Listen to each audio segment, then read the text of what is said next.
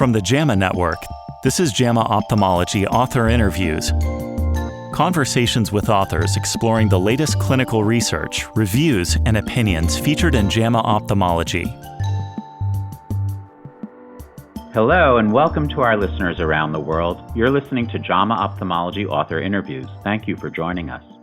I'm Neil Bressler, Editor-in-Chief of JAMA Ophthalmology, and today we're going to look at the role of home hazards in shaping the association of visual function and falls in older adults. And joining me is the corresponding author of that report, Dr. Joshua Ehrlich. Dr. Ehrlich is with Ophthalmology and Visual Sciences at the University of Michigan in Ann Arbor. Josh, thanks so much for joining us. Thanks so much for having me, Neil.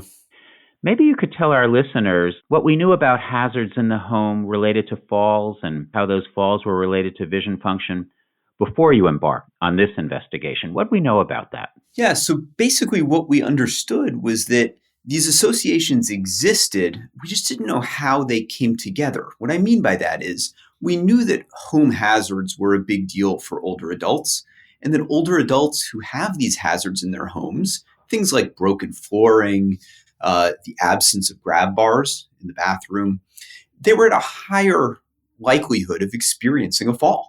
We also know that people with poor vision, with vision impairment, are also at a higher risk of falling. What we didn't know is how being visually impaired and having some of these hazards in your home shapes your risk of falls. Our goal here really was to better understand how those two things come together. So how big a problem were these individual things? What do we know about just vision problems and falls?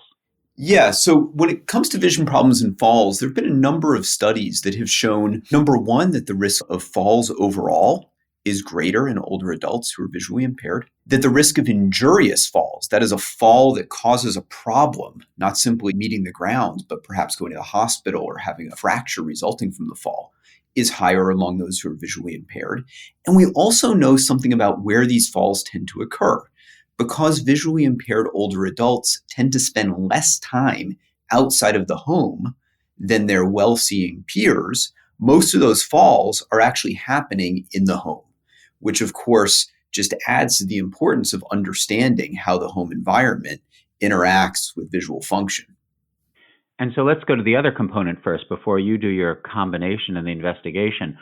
What did we know about environmental hazards causing falls in the home, regardless of whether there's visual impairment or not? What we do know is that there are certain features of the home environment that seem to impact on the likelihood that an older adult falls. And these are some of the key features that we were able to investigate in the current study. So what I'm referring to are things like broken flooring. I said the absence of grab bars in the bathroom, but also tripping hazards, things like a rug where the corner is tucked up or furniture that's sticking out in a walking path. But it's often very difficult to study these things because these are features of individuals' homes. And when we do clinical studies, we very rarely find ourselves in our patients' or our research participants' homes. So we needed to go to fairly unique data in order to be able to uncover some of these associations and how they really fit together. So how did you study this? Who are the people in whom you were looking at what their vision impairment was and what their environmental hazards in the home really were? Who were those people? Yeah, so we use data that's publicly available from a study called the National Health and Aging Trends Study. The National Health and Aging Trends Study, or NHATS as it's referred to, began in 2011 and collects data every single year on a cohort of individuals who are Medicare beneficiaries in the United States, age 65 and older. Now that covers about 97 or 98% of the US over 65 population. And just to be thorough here, we're talking about the lower 48 United States, and Hawaii and Alaska are not included here. The sampling is done such that this cohort in NHATS is representative of this larger US population. And so the inferences that we're able to draw from the data then are actually generalizable to this over 65 population in the US. Again, this data is publicly available, and so we were able to make use of it. The key addition to the NHATS data that's happened since 2011 is that starting in 2021, NHATS began testing every year in this cohort distance visual acuity, near visual acuity, and contrast sensitivity function. And so we were able to draw on that visual function data in the current study. So that's a well-characterized cohort. And maybe you can tell me, what did you find? How were these two components, the vision impairment and perhaps the home environmental hazards, how were they related? Were they additive? Were they redundant to each other? What was the bottom line finding? The bottom line finding was that if you have no hazards in your home, if you have grab bars, there are no tripping hazards, there's no broken flooring, your probability of experiencing a fall in the month prior was the same regardless of your visual function, that is visual acuity or contrast sensitivity. However, if you have one of these home hazards, as vision worsens, the probability of falls increases precipitously. Spoken another way, really visual acuity and contrast sensitivity seem to matter for the probability of falls only in the setting of one of these home hazards.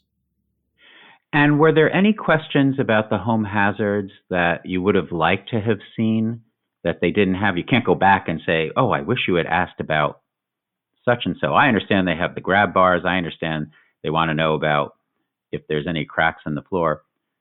Now that you've thought about these home hazards, anything missing from that, or you think they covered most of it?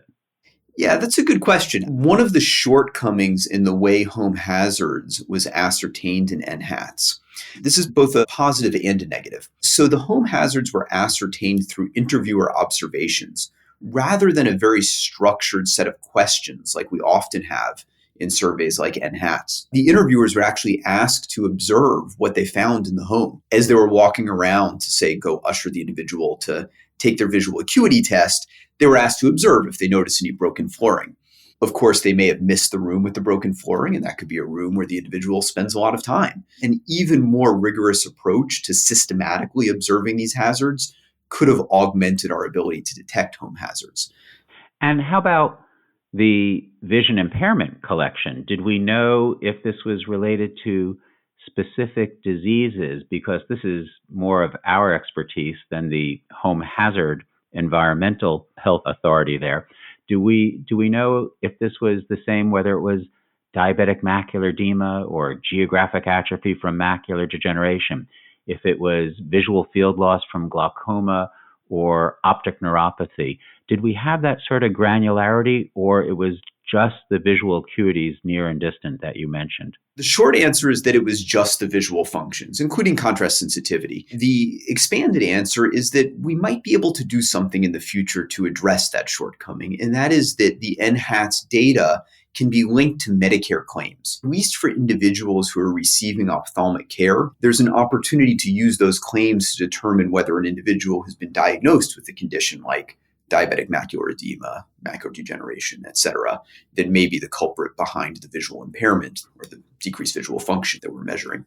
So certainly if there's no vision impairment, we might not even be seeing the person, and it's up to the whole public health to make sure we minimize these environmental hazards. But as you said, they become a factor as the visual impairment perhaps worsens. So does this change perhaps what clinicians, ophthalmologists should be discussing with patients as they have decreased vision? I know commonly we think about discussing driving because that's a very common problem. Should we be discussing the need to have someone evaluate their home hazards, or is it too early for that? Are these associations interesting and now we have to confirm them before we start having our patients act on these findings?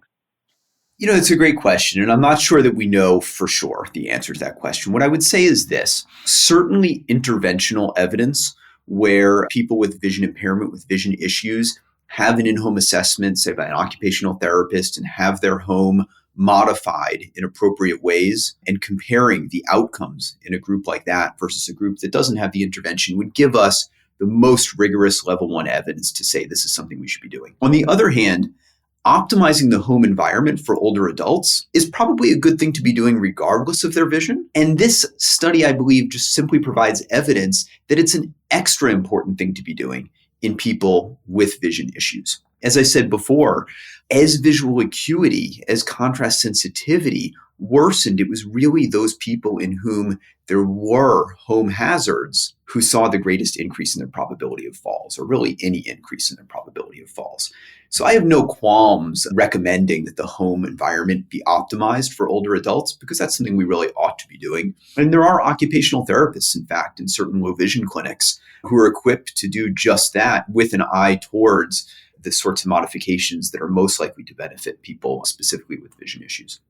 And speaking of visual acuity and contrast sensitivity, could you determine if those went hand in hand, or were they independent factors? That is, somebody could have the same impaired visual acuity, and if their contrast sensitivity was worse, they perhaps had even greater falls given the same environmental hazards in the home. Yeah, that was actually not something that we looked at in this study. So what are the next steps? What do you think needs to be done to help us help people with avoiding their environmental hazards and falls that may result from that? Because we see so many people, of course, with visual impairment. So I think one of the keys is using data like this to advocate for change that's smart, both because we want to help people, but also makes economic sense. We know that falls contribute approximately $80 billion in cost to the U.S. healthcare system. That's just non-fatal falls per year, $80 billion. So they're a really costly, preventable source of morbidity. So investing in any sort of intervention that's going to decrease the likelihood that older adults fall at least has the potential to be highly cost effective, given how much falls are costing the healthcare system. So I would say that a next step is really some economic modeling to show that it makes sense to be paying, for example, for occupational therapists to go out into the home and to make these modifications that have the potential to prevent falls. Concurrently, that interventional evidence that I spoke about, combined with that sort of economic modeling, I think has the potential to be very powerful in advocating for these kinds of interventions as being a cost-effective thing that insurers and other payers ought to be investing in. Those are great ideas to think about. So, Dr. Joshua Ehrlich, thank you so much for sharing the insights on this very important study. Thank you so much, Neil. I appreciate it. I'm Neil Bressler, and I've been speaking with Dr. Ehrlich on a study on the role of home hazards in shaping the association of visual function and falls in older adults. You can find a link to the article in this episode's description. This episode was produced by Shelley Steffens at the JAMA Network. To follow this and other JAMA Network podcasts, please visit us online at jamanetworkaudio.com or search for JAMA Network wherever you get your podcasts. Thank you, everyone, for listening.